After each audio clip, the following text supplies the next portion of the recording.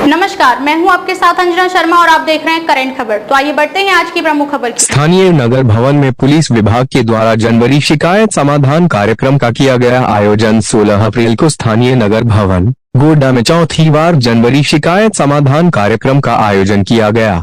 कार्यक्रम का शुभारंभ मुख्य अतिथि डीआईजी श्री धनंजय कुमार सिंह, जिला दंडाधिकारी सह उपायुक्त श्री जेशान कमर, पुलिस अधीक्षक श्री अनिमेश नैथानी, अनुमंडल पदाधिकारी श्री वैद्यनाथ उरांव, पुलिस उपाधीक्षक हेडक्वार्टर श्री जेपीएन चौधरी, अंचलाधिकारी श्री ऋषिराज सहित अन्य गणमान्य के द्वारा संयुक्त रूप से दीप प्रज्वलित कर किया गया। इस दौरान कार्यक्रम को संबोधित करते हुए डीआईजी श्री धनंजय कुमार सिंह के द्वारा बताया गया कि जनवरी शिकायत समाधान कार्यक्रम का आयोजन राज्य के सभी जिलों में किया जा रहा है। इस कार्यक्रम में समाज के अंतिम पायदान पर खड़े व्यक्ति भी आकर अपनी समस्याओं को वरीय पदाधिकारी के समक्ष रख सकते हैं। इसका अनुश्रवण राज्य स्तर से किया जा रहा है। शॉर्ट टर्म की समस्याओं पर त्वरित कार्यवाही करते हुए कार्यक्रम के दौरान निष्पादित किया जाता है एवं लॉन्ग टर्म की समस्याओं के निराकरण हेतु संबंधित विभागों के अधिकारियों को प्रेषित किया जाता है ताकि जरूरतमंदों को किसी भी प्रकार की परेशानी न हो। कार्यक्रम को संबोधित करते हुए उपायुक्त ने कहा कि जनता और पुलिस के बीच बेहतर संबंध स्थापित करने और त्वरित गति से जन समस्याओं के समाधान को लेकर पुलिस मुख्यालय द्वारा इस कार्यक्रम को जिले में आयोजित किया जा रहा है। बहुत ही कम समय में जनवरी शिकायत समाधान कार्यक्रम आमजनों के बीच लोकप्रिय हो चुका है। कार्यक्रम में आए मामलों का त्वरित गति से निष्पादन होने के कारण लोगों का इसके प्रति विश्वास बढ़ रहा है। उन्होंने थाना प्रभारियों और अन्य पुलिस पदाधिकारियों को निर्देशित करते हुए कहा कि जनवरी शिकायत समाधान कार्यक्रम के माध्यम से प्राप्त हो रहे मामलों को चरणबद्ध और त्वरित गति से निष्पादित किए जाएं। उन्होंने बताया कि नेशनल क्राइम रिपोर्ट ब्यूरो महिलाओं के उत्पीड़न से संबंधित हत्या, डकैती आदि का रिकॉर्ड संधारित करता है। गोड्डा जिला के लिए हर्ष की बात है कि फरवरी 2025 में महिलाओं से संबंधित एक भी केस दर्ज नहीं किया गया है। हमारा समाज अब शिक्षित और जागरूक हो रहा है। इस तरह के मामले थाने में न के बराबर आ रहे हैं, जो एक अच्छे समाज के निर्माण का परिचायक है। कार्यक्रम को संबोधित करते हुए पुलिस अधीक्षक ने कहा कि इस कार्यक्रम का मुख्य उद्देश्य जिले में आम नागरिकों की समस्याओं का त्वरित समाधान करना है। पूर्व में भी किसी मामले में अगर किसी को लगता है कि वह न्याय से वंचित है तो भी वह इस कार्यक्रम के माध्यम से अपनी समस्याओं को रख सकते हैं। इस कार्यक्रम को लेकर जिला स्तर पर रिसीविंग सेंटर भी बनाया गया है ताकि कार्यक्रम के दौरान आए शिकायतों का पावती रसीद दिया जा सके। आगे उन्होंने कहा कि जमीनी विवाद, धार्मिक मामला, आपसी कलह से संबंधित सभी तरह का समाधान इस कार्यक्रम में किया जाएगा। मौके पर प्रशिक्षु अनुमंडल पुलिस पदाधिकारी गोड्डा श्री सुशांत गौरव सहित अन्य पुलिस पदाधिकारी गण कार्यक्रम में मौजूद।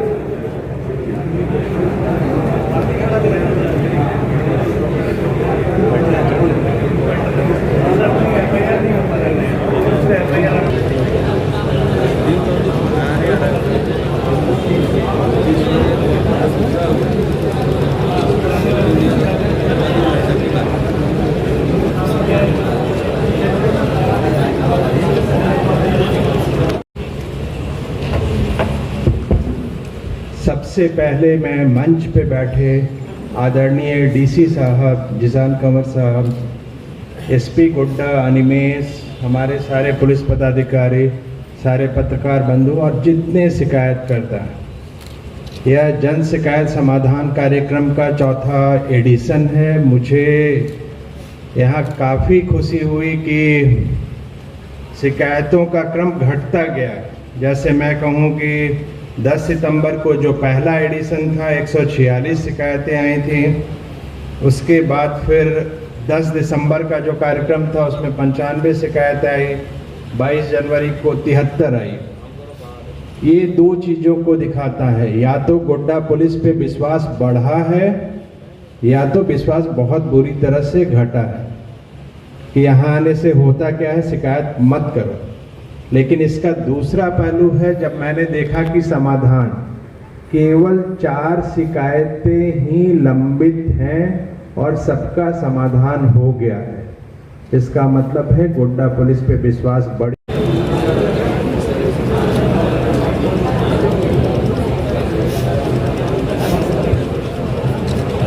जो भी आवेदन दे रहे हैं वो प्रॉपर रिसीविंग वहाँ करवा लीजिएगा और बैठ करके थाना प्रभारी यहाँ पे हैं मौजूद, उनके साथ अपना समस्या बताइए, तो मैटर सॉर्ट आउट करने का प्रयास यहीं पे किया जाएगा।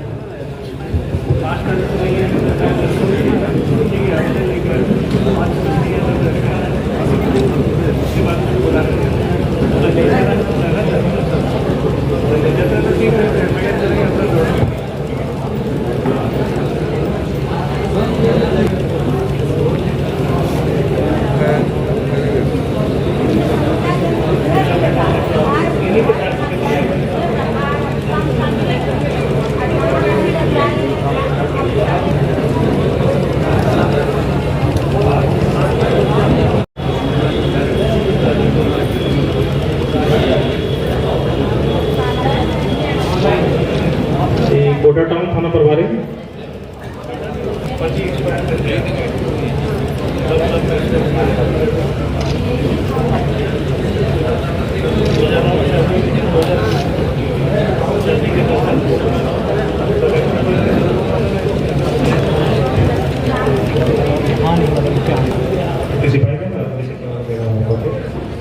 जो भी आवेदन दे रहे हैं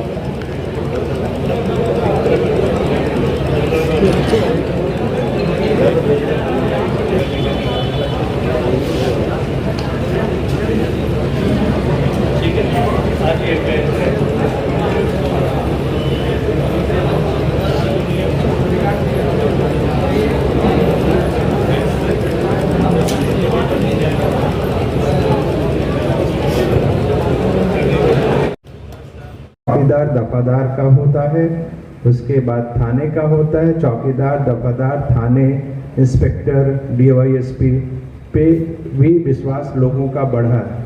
और सबसे बड़ी बात है कि 33 मामले में प्राथमिकी दर्ज हुई, वो तीनों पिछले एडिशंस के शिकायत पे। ये बहुत बड़ी कार्रवाई है, ये बहुत बड़ी कार्रवाई है कि यहाँ पे शिकायतें मिली, प्राथमिकी दर्ज हुई और अनुसंधान प्रारंभ हुआ।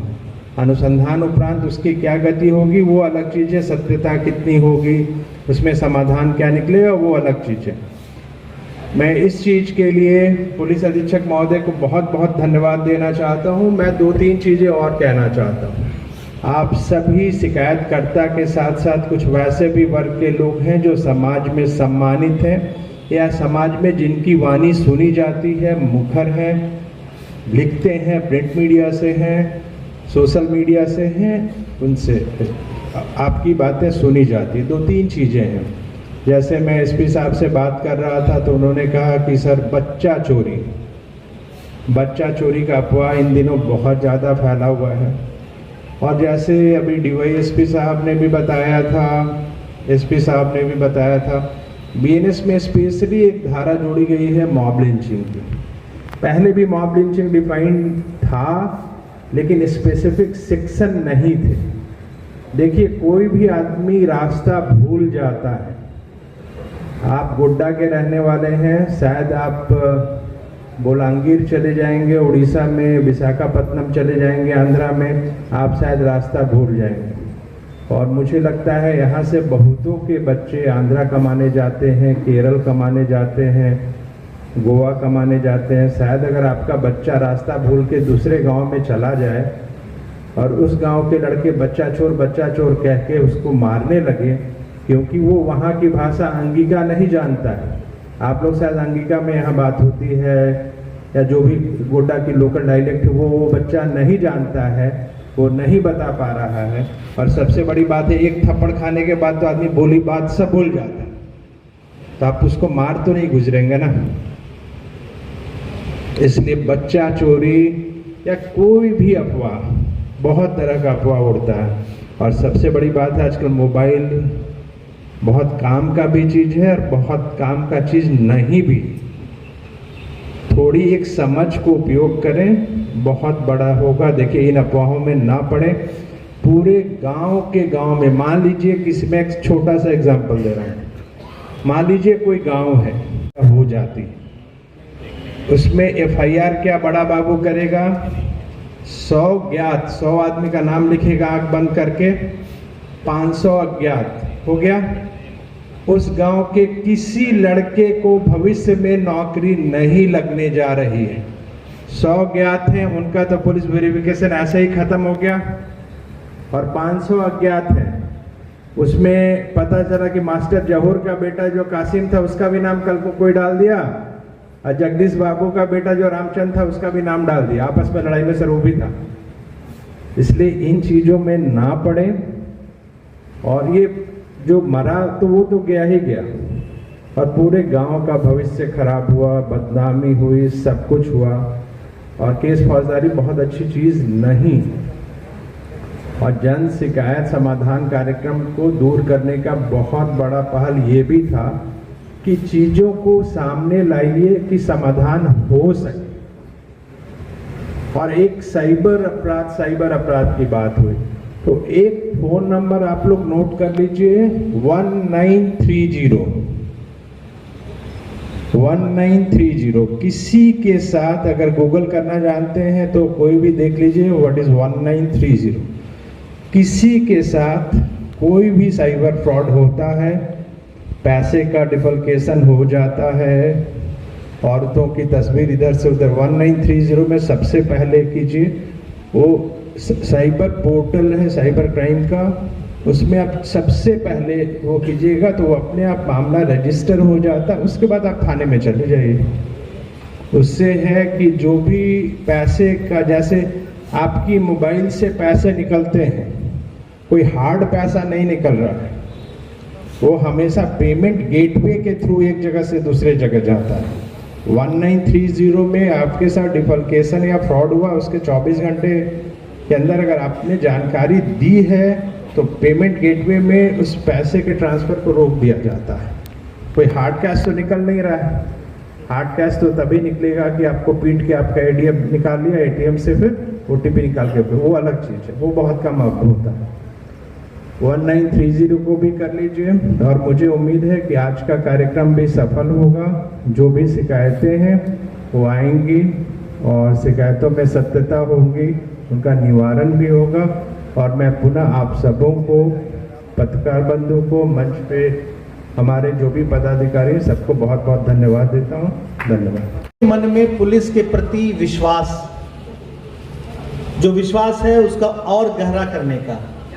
मैं NCRB की रिपोर्ट देख रहा था, जो नेशनल क्राइम रिकॉर्ड ब्यूरो पूरे देश के सभी किस प्रकार के क्राइम होते हैं, किस तरह का क्राइम होता है, क्राइम को भी अलग अलग, महिलाओं के उत्पीड़न से संबंधी, डॉरी से संबंधी, बहुत सारे मर्डर हैं, थेफ्ट है, डकैती है, नक्सल मर्डर है, इस तरह का कैटेगराइजेशन किया हुआ, उसका एक रिकॉर्ड संधारित होता है। उसमें अब मैं डेटा को ऐसे ही पिछले 4-5 वर्ष के डेटा को मैं देख रहा था, गोड्डा जिला के लिए स्पेशली मैंने उसमें देखा, तो मुझे लगता है कि मुझे बड़े हर्ष की अनुभूति हुई कि फरवरी 2025 में, अभी तक झारखंड पुलिस के वेबसाइट पे भी आप देखेंगे तो 2025 तक का डेटा अपडेट किया गया है। और मुझे लगता है कि इसमें हम सबों की तालियां बजनी चाहिए कि फरवरी 2025 में महिलाओं से संबंधित जो होता है वो एक भी केस फरवरी 2025 में नहीं लॉन्च हुआ है। तो ये एक बड़ी बात है। उसमें डॉरी डेथ है, या एक जो बहुत ही रूढ़िवादी और बहुत ही असामाजिक, जिसको कहें कि उसकी जितनी भर्त्सना कम की जाए उतनी कम है, जितनी ज़्यादा की जाए उतनी कम है। एक डायन कह के महिलाओं को मार देने की जो प्रथा है, उसमें मैं पिछले 3 वर्ष का, मुझे अच्छा लगा देख करके, तो मैंने पिछले 3 वर्ष के डेटा को देखा, तो महिलाओं से संबंधित डॉरी डेथ में और डायन वाले में यहाँ पर नहीं हुआ है। उसी प्रकार से नक्सल में भी कोई केस शायद 2-3 वर्ष का मैंने देखा तो उसमें नहीं हुआ है। तो ये बहुत, इसमें हम लोगों से ज़्यादा आप लोगों का योगदान है कि समाज के तौर पर हम इतने शिक्षित और इतने जागरूक हो रहे हैं कि इस तरह के मामले कम आ रहे हैं। ध्यान देने की आवश्यकता है और इसी बातों को लेकर मैं आपके सहयोग की अपेक्षा करता हूं। भविष्य में कोशिश करेंगे कि हम लोग और बेहतर तरीके से आपकी सेवा कर पाएँ और ज़्यादा से ज़्यादा आप लोग हम लोग के साथ में इस प्रोग्राम में जुड़ें। इन्हीं बातों के साथ में आदरणीय DIG महोदय, उपायुक्त महोदय को मंच पे इनवाइट करना चाहूँगा कि वे भी आकर अपने मुखार बिंदु से 2 शब्द कहें। इसी बात को लेकर मैं अपनी वाणी को विराम देता हूँ। जय हिंद, जय जय। आज यहाँ जन शिकायत समाधान के आयोजन जो हुआ है इस टाउन हॉल में गोड्डा के, यहाँ पे राज्य से आए हुए DIG साहब, SP साहब, DSP साहब लोग, सभी थाना प्रभारी और सबसे महत्वपूर्ण जो यहाँ पर उपस्थित अपने शिकायतों का समाधान कराने के लिए आए हैं, उन सभी के प्रति आभार के प्रकट करता हूँ कि आपने हम लोगों में विश्वास दिखाया, ज़िला पुलिस में विश्वास दिखाया। इसके लिए सबसे पहले आपका आभार, आपका धन्यवाद। ये 4था एडिशन या 4थी बार इसका आयोजन किया जा रहा है। पुलिस की अपनी एक व्यवस्था है जिसके अंतर्गत थाना का एक ज्यूरिसडिक्शन होता है, उस पर अंदर पड़ने वाली सभी शिकायतों का आदर्श रूप से समाधान वहाँ पर हो जाता है। आप में ये विश्वास दिलाने के लिए कि आपकी शिकायत, जो आपका समाज में बहुत तरह के लोग होते हैं, कुछ असामाजिक तत्व भी होते हैं, कुछ इस तरह की प्रवृत्ति के होते हैं जिनको, जो समाज का जो ताना बाना है उसको खराब करते हैं या छोटे मोटे क्राइम। SDM साहब को सूचना दें यदि आपको लगता है कि आपका डेटा लीक हो सकता है। 112 में आप जो भी कॉल करते हैं उसकी में पूरी तरह से गोपनीयता बरती जाती है। किसने कॉल करके शिकायत की है, जो जांच करने वाला पदाधिकारी है उसको भी पता नहीं रहता कि किसने शिकायत की है।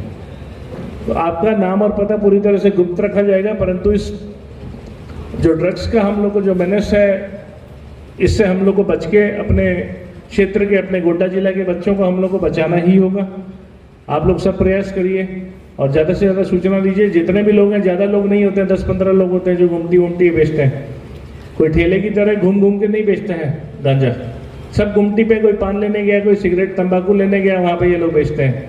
आप सूचना दीजिए, थाने के द्वारा कार्रवाई की जाएगी, सबको जेल में डाला जाएगा और इससे हम लोग को किसी भी हालत में निपटना है। ये अलार्मिंग सिचुएशन नहीं है, पर हम लोग को उस लेवल पे आने नहीं देना है कि हम लोग का यहाँ बच्चों का भविष्य खराब हो जाए और ऐसी लत लग जाए जो कि समाज के लिए और परिवार के लिए भी हानिकारक हो।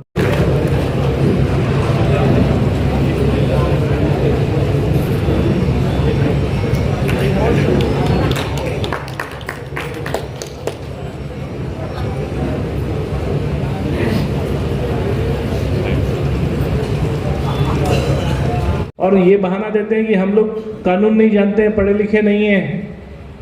उनको मैं ये मैसेज भी देना चाहता हूं कि इसमें कानून अलग से बना दिया गया है। किसी की जान लेने का प्रयास करना, उसमें कड़ी से कड़ी सजा है। मॉब लिंचिंग के तहत या BNS में कानून जुड़ गया है।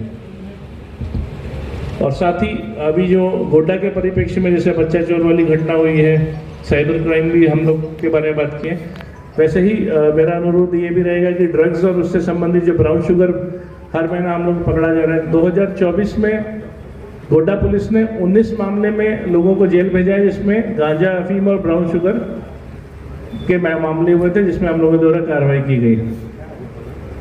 हमारे यहाँ खेती नहीं होती है अफीम की, जैसे कि चतरा और खूंटी के बारे में शिकायत मिलती रहती है, परंतु हम लोग एक कंज्यूमर जिले के तौर पे निकल के आ रहे हैं और एक साल में 19-20 केस होने का मतलब है कि जितने भी आप जनप्रतिनिधि हैं, बुद्धिजीवी हैं, चैम्बर हैं, उन सबके सहयोग की हमको जरूरत है, क्योंकि आप ही लोगों के बच्चे स्कूल में जा रहे हैं। अगर कोई भी बच्चा गांजा पी रहा है, चरस ले रहा है, ब्राउन शुगर ले रहा है, तो या तो माँ बाप के पैसे चुरा रहा है या माँ बाप कोई और काम के लिए पैसा दे रहे हैं, वो उसमें खर्चा कर दे रहे हैं। और छोटी छोटी पुड़िया में गांजा पी रहा है तो 20 रुपये 50 रुपये भी देखना होगा कि बच्चा कहाँ खर्चा कर रहा है। अगर वो माँ बाप पैसा देते टाइम ध्यान नहीं रखेंगे तो दोस्तों के चक्कर में वो यहाँ पे हमारे युवा बर्बाद हो जाएंगे। दूसरा है, मैं ज़्यादा अपील करूँगा कि पब्लिक जो है ड्रग्स और ब्राउन शुगर और गांजा जिस भी गुमटी पे बिकता है उस बारे में आप लोग के द्वारा सूचना अभी भी थोड़ी सी कम मिल रही है।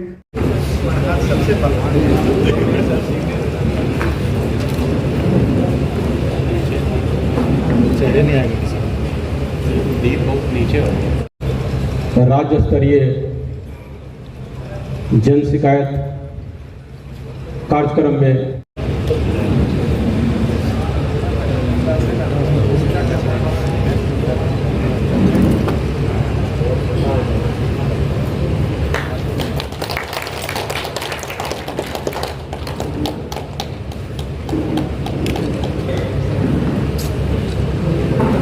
नीचे हो गया दीप।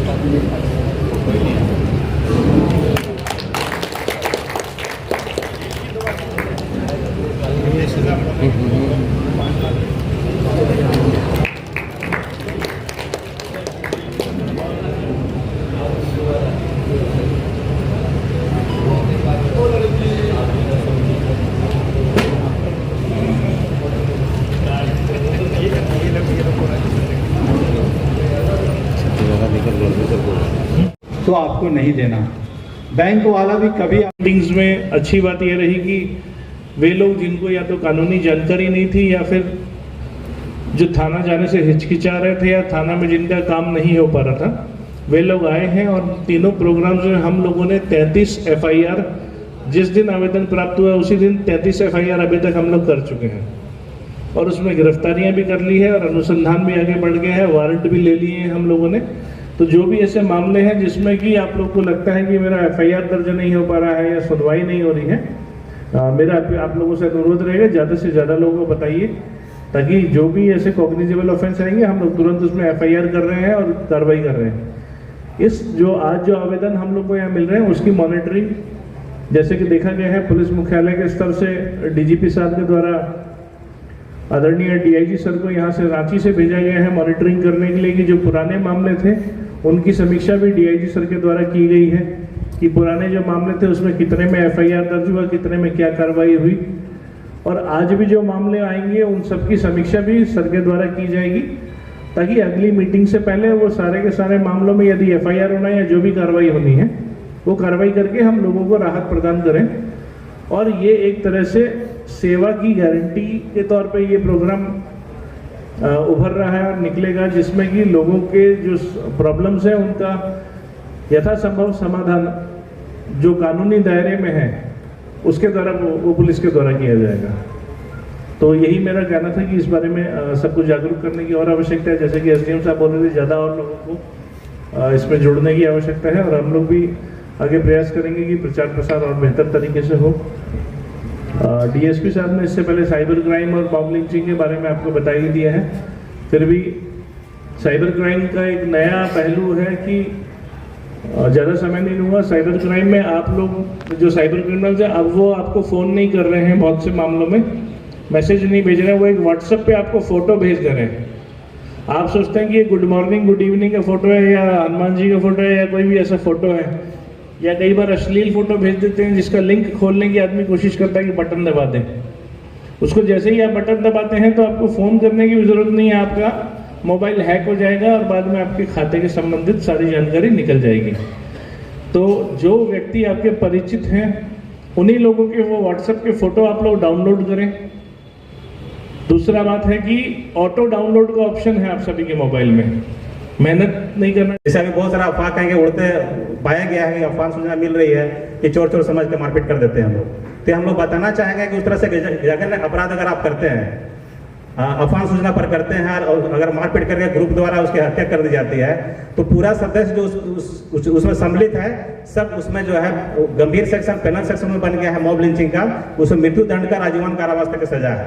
तो आप कृपया आप लोगों से अनुरोध होगा कि अफवाह सूचना पर कोई कार्रवाई नहीं करें, प्रॉपर उसका जो है थाना में उसको सूचना दें ताकि उस पर अग्रतर कार्रवाई हो सके। पुलिस आपके सेवा में सदा तत्पर है और सर लोग हैं वो प्रॉपर बताएंगे। जय हिंद, जय भारत।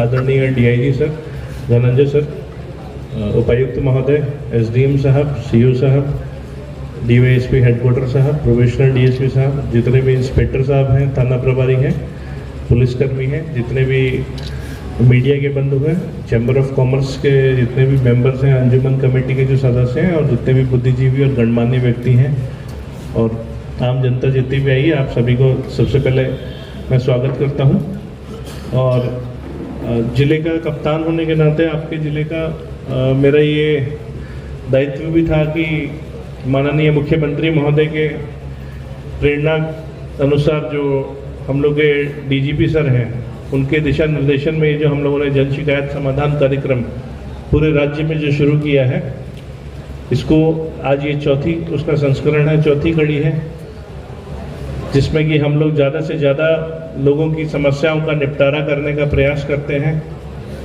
और इसका जो बेसिक प्रीमाइस है, जो उसका मूल भावना ये है कि जन शिकायत कार्यक्रम में जो भी व्यक्ति आएगा वे अपनी शिकायत की रसीद प्राप्त करेंगे और जिसका समाधान 100% यदि विधिक तौर पे अगर सही है तो उसका समाधान 100% किया जाएगा, चाहे इसमें दूसरे अन्य विभागों की भी संलिप्तता का और सहयोग उनका लिया जाएगा।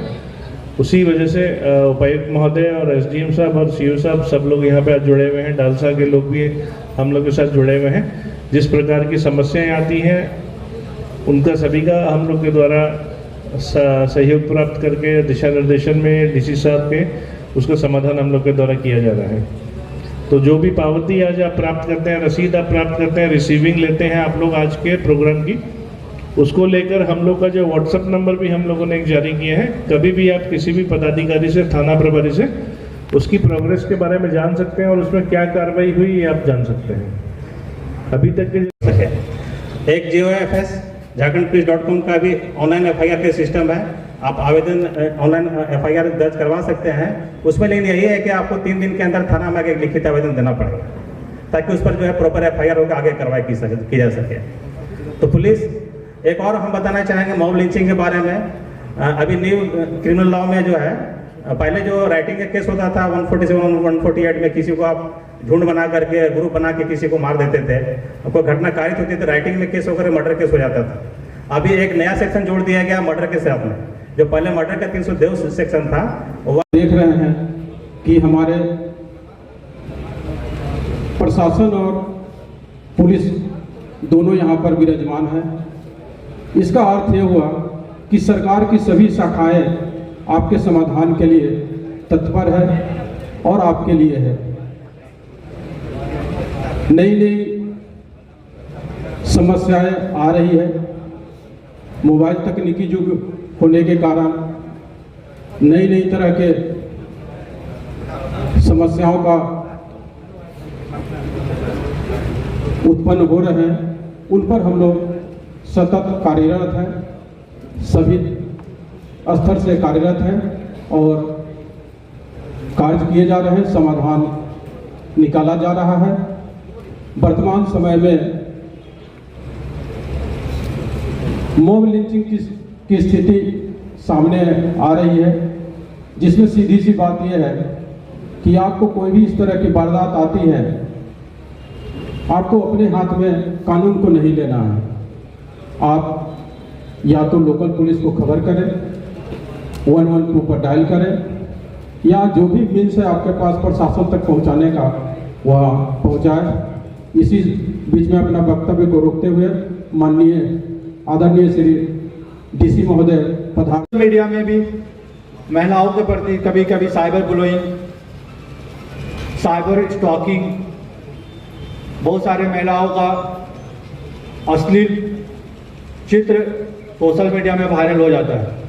तो मैं उनसे भी अनुरोध करूंगा कि इस तरह का अगर कोई मैटर होता है तो तुरंत थाना में इन्फॉर्म करें।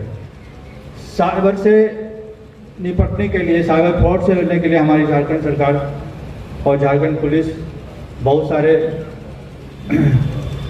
नंबर मिला, जैसे 1930। अगर आपके साथ साइबर फ्रॉड होता है तो सबसे पहला काम है कि आप 1930 पे कॉल करें।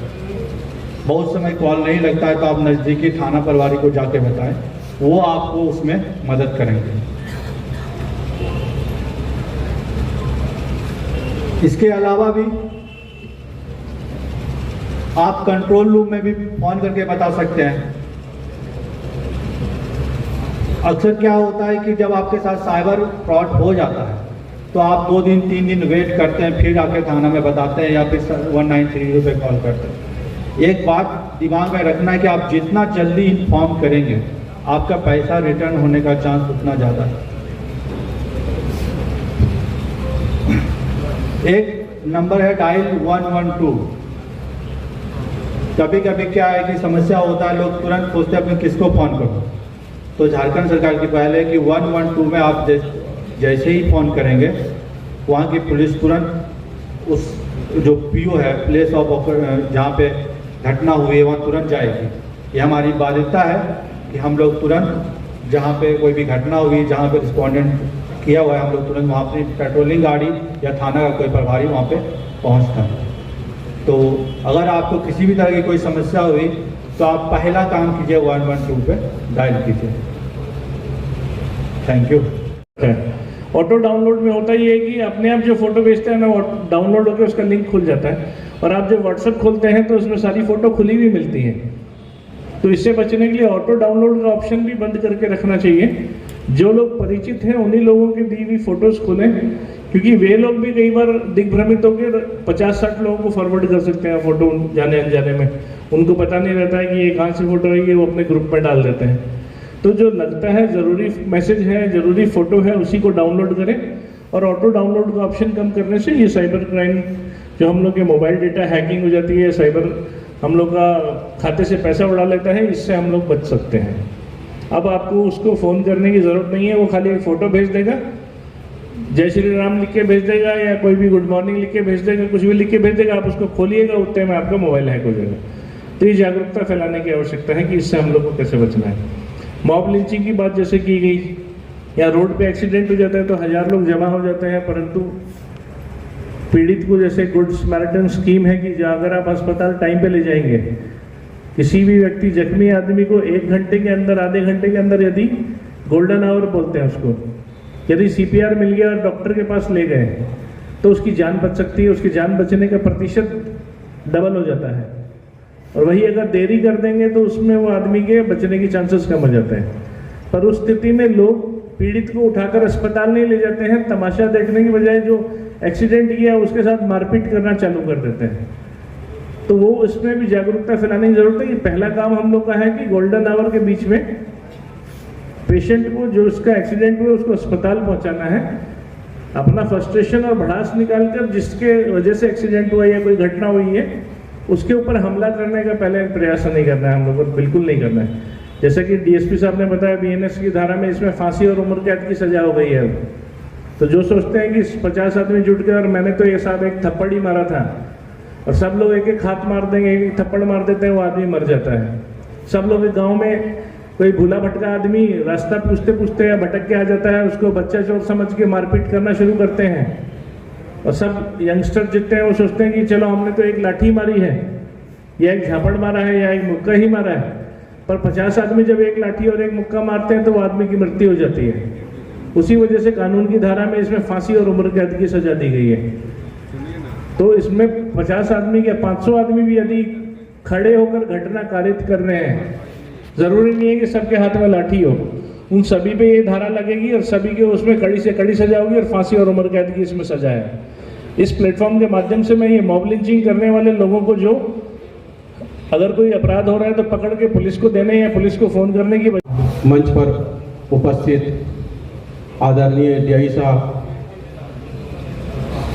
पुलिस अधीक्षक महोदय गोड्डा सर, SDM साहब, DSP हेडक्वार्टर साहब, सीओ साहब और यहाँ गोड्डा अनुमंडल से आए हुए दूर दराज के सभी शिकायतकर्ता आम जनता तथा मीडिया बंधु, यह एक हमारे डीजीपी महोदय माननीय मुख्यमंत्री महोदय के निर्देशानुसार यह राज्य भर में एक अनूठी पहल की गई है, जिसमें प्रत्येक लेवल पर आम जनता की सुविधाओं के लिए, उनके समस्याओं के समाधान के लिए, त्वरित निष्पादन के लिए कार्यक्रम आयोजित किए जा रहे हैं। इसी कड़ी में यह चौथी आयोजन है, जिसमें आप सभी आए हुए हैं। आप सभी आए हुए आगंतुक का मैं धन्यवाद स्वागत करता हूं तथा इस मंच के माध्यम से आपको यह विश्वास दिलाता हूं कि गोड्डा पुलिस भी प्रत्येक स्तर पर आपकी प्रत्येक समस्याओं का समाधान करने के लिए, त्वरित समाधान के लिए तत्पर है, गंभीर है और चिंतित भी है। जरूरत है समस्याओं का सही जगह पर पहुंचना, सही समय पर संबंधित जगह समस्याओं को की सूचनाओं को मिल जाना। जैसे सर ने बताए हैं कि किसी भी समस्या के लिए आप 112 जिसको 112 डायल कहते हैं, कोई बात यदि समझ में नहीं आए तो आप सीधा 112 पर अपनी बात को रखें। आधे घंटे के अंदर आपके पास लोकल पुलिस पहुंच जाएगी और आपके समाधान का प्रयास किया जाएगा। पहले भी जन शिकायत के माध्यम से जो आवेदन प्राप्त हुए हैं, उसमें से अधिकतम समस्याओं का समाधान, निराकरण। सर, एसडीओ साहब, यहाँ उपस्थित तमाम पदाधिकारीगण, माननीय जनतागण, मीडिया बंधु, आप सबों का इस कार्यक्रम में हार्दिक अभिनंदन करते हैं। आप सबों को जोहार, प्रणाम। यह बताना चाहेंगे कि माननीय मुख्यमंत्री महोदय डीजीपी सर के सौजन्य से लगातार समय समय पर जन शिकायत समाधान कार्यक्रम का आयोजन किया जाता रहा है। पिछला 3 चरणों में आयोजन हुआ था। 1 सितंबर में, 10 सितंबर को, 24 को, 18 दिसंबर को हुआ था और तीसरा जो है 22 जनवरी को हुआ था। तो जितने भी आवेदन हम लोग को प्राप्त हुए उसका हम लोग त्वरित कार्रवाई करते हुए उसका सफलतापूर्वक उसका निष्पादन हम लोगों ने किया और न्याय देने का प्रयास हम लोगों ने किया है। इसी कड़ी में आज 16/4/25 को आज जन शिकायत समाधान कार्यक्रम का आयोजन किया गया है और आप लोग से हम लोग सहयोग की अपेक्षा करते हैं। हम लोग ये बताना चाहेंगे कि जिले में 2 अनुमंडल, गोड्डा अनुमंडल और महागामा अनुमंडल, दोनों यहाँ कार्यक्रम किया जा रहा है और पूरे स्टेट में यह कार्यक्रम आयोजित है। जितने भी आवेदन आप लोगों को प्राप्त होगा, बारीकी से आप लोग को रिसिप्ट दिया जाएगा उसका, और ऑन द स्पॉट यहाँ पे हमारे तमाम पदाधिकारीगण, सीनियर ऑफिसर्स और कंसल्टिंग डिपार्टमेंट के सीओ साहब, एडीओ साहब वगैरह भी यहाँ मौजूद हैं, जो आपका जो है हर संभव कोशिश करेंगे, आपका निदान, समस्या को निदान करने का हम लोग प्रयास करेंगे। हम यह भी बताना चाहेंगे कि यहाँ पर जिले में हमारा कंट्रोल रूम 24 घंटा कार्यरत है, जहाँ पर पदाधिकारी और पुलिसकर्मी 24 घंटा प्रतिनियुक्त हैं। आप कोई भी समस्या 112 112 डायल में अगर करते हैं तो अगर कोई आकस्मिक स्थिति हो और इमरजेंसी कॉल हो तो उस पर जरूर कीजिए। आप 112 डायल पर आपको तुरंत जो है रिस्पॉन्ड उसमें मिलेगा और जो संबंधित थाना है वहाँ पर पुलिस पहुँच के आपका मामला को सॉर्ट आउट करने का प्रयास करेगा। एक और जो है हमारा न्यू क्रिमिनल जस्टिस सिस्टम में आपका 0 FIR का भी कंसेप्ट है। आप मामला कहीं का भी हो, घटनास्थल कहीं का भी हो, जैसे मान लीजिए कि आपके साथ कोई घटना घट गई है, चाहे आपके परिवार से घटना घट गई है, कहीं भी घटना पटना में घट गई है, आप लोग यहाँ पे गोड्डा में रहते हैं, तो आप स्थानीय थाना में आवेदन देके आप FIR दर्ज करवा सकते हैं। 173 BNSS में ये सिस्टम प्रावधान है कि आप अपना केस यहाँ लॉन्च करवा सकते हैं। उसमें यही होगा कि 0 FIR यहाँ पे होगा और उस FIR को हम लोग कंसर्निंग जगह में कंसर्निंग थाना को फॉरवर्ड कर देंगे ताकि जो है उस पर अग्रता कार्रवाई हो सके। तो आपका ये बहुत बड़ा चीज़ है कि कोई भी थाना आपका जो है आवेदन को इनकार नहीं कर सकते हैं। वो बात है FIR करने के लिए आप बेहिचक थाना में जाइएगा और अपना मामला बताइएगा और आपके मामला को सुन करके और उस पर कार्रवाई किया जाए। 0 FIR कंसेप्ट जो है उसके तहत